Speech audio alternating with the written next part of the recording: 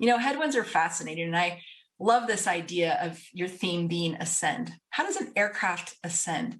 It turns into its headwinds, right? Beautifully, unapologetically, and in pure acceptance, and launches into the air, right? That's how we ascend, by turning into headwinds. So I'm going to tell a very personal story, and sometimes it's kind of hard for me to tell because I want to be vulnerable with all of you. I think hopefully the last year has taught us to be a lot more vulnerable with each other. And I think that hopefully this story is a reminder that humanity has a place in your workplace, and for all of us to keep humanity in the workplace. And I share this story with a deep humility, knowing that there are people right now watching this, you, who've endured similar or more difficult things, or love somebody who has. So look at that picture in front of you. That's my husband, Paul. We'll be married 20 years in October. My twins, Garrick and Nora, who are happily upstairs on an iPad, thankful to you that they get an hour of iPad time. And also, that's just a picture of us when we used to live in Washington, D.C. And as I look at this picture, I think to myself, what gives my life meaning? What gives your life meaning? Who are you outside of work? Who are you outside of all the labels that society places on you? What is it that you individually value?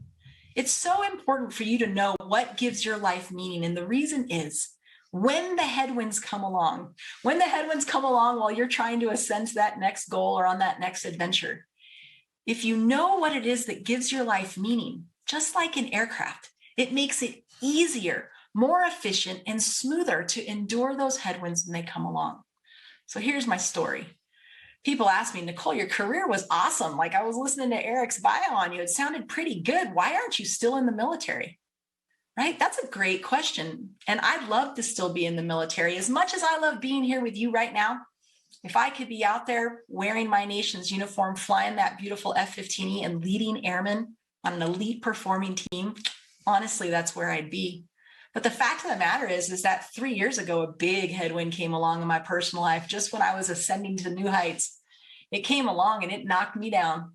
I felt unexpectedly severely ill, and out of nowhere, overnight, I was medically retired from the career that I loved after being found, quote, 100% unfit for duty due to my illness.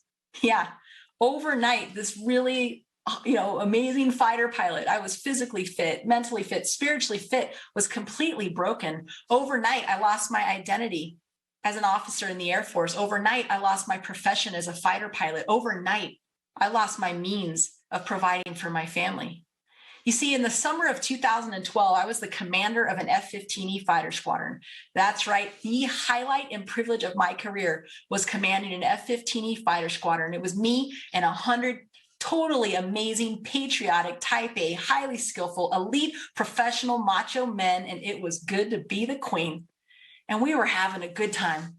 And in the summer of 2012, I started to feel sick, like I had the flu, little fever, little malaise, joint pain, and I had a rash on my hip too. And I went to the doctor, which is hard for pilots to do. We don't like to go to the doctors, right? Because we're afraid they're going to ground us and not let us fly. But I hadn't been feeling well for like 2 weeks. And I went to the doctor and I said, I'm sick. He took a look at me. He took a look at my rash. He said, it's a spider bite, gave me some topical ointment, told me to rest and to hydrate. Well, unfortunately, it wasn't a spider bite. Over the next 3 months, my symptoms would rapidly worsen to include very scary neurological symptoms. I started having pins and needles and numbness down the right side of my body. I had a lack of coordination with my right hand. I would sometimes trip and drag my right leg. I had struggles with reading and writing. I started having problems with word finding, stuttering, and slurring my words. I also had problems with both short and long-term memory.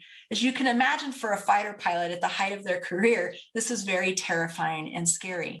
The doctors in the military did the best they could, but I was a bit of a medical mystery. So I forged ahead, knowing that I would never fly an aircraft again, but saying, hey, I've had a good flying career. I can still be part of this Air Force team, and I can still lead airmen. Unfortunately, as I endured that over the next 4 years, my symptoms would continue to flare.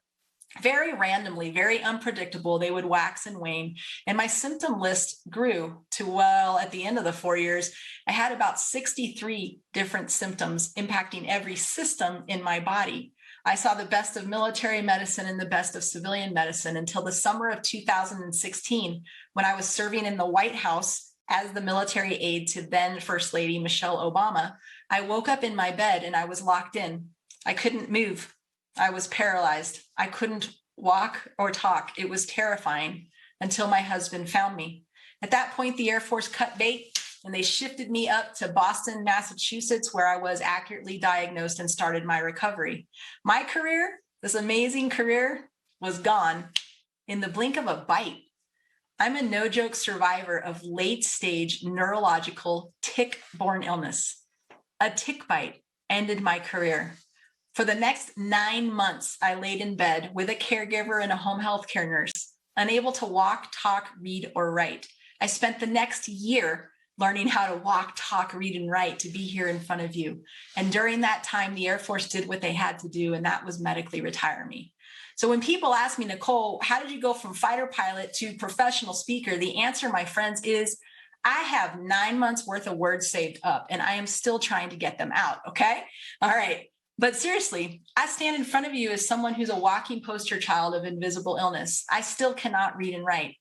I have major autonomic nervous system issues, and in a cruel twist of fate, I have a balance deficit that makes me get motion sick on aircraft and in vehicles. Yeah, that's funny. That's just the universe keeping me, straight. But here's the thing. People say, Nicole, you're so resilient. Resilience is important. Resilience is when mistakes and failures and bumps happen and you fall down and you bounce back to your old self. But sometimes we go through crucible experiences like the one I just shared or the whole last year that you and I have gone through that fundamentally changes and shifts who we are. I'm not resilient because there's no bouncing back to my old self. My old self is gone. I'm forged into something because of this headwind that's bigger, better, more compassionate, stronger, and able to ascend to different levels. I hope the same for all of you. I tell people I'm not resilient, I'm resurgent. I have harnessed this headwind in a way to ascend to a different level, and I believe that all of you can too. Every single one of us has the power to reinvent ourselves at any given time.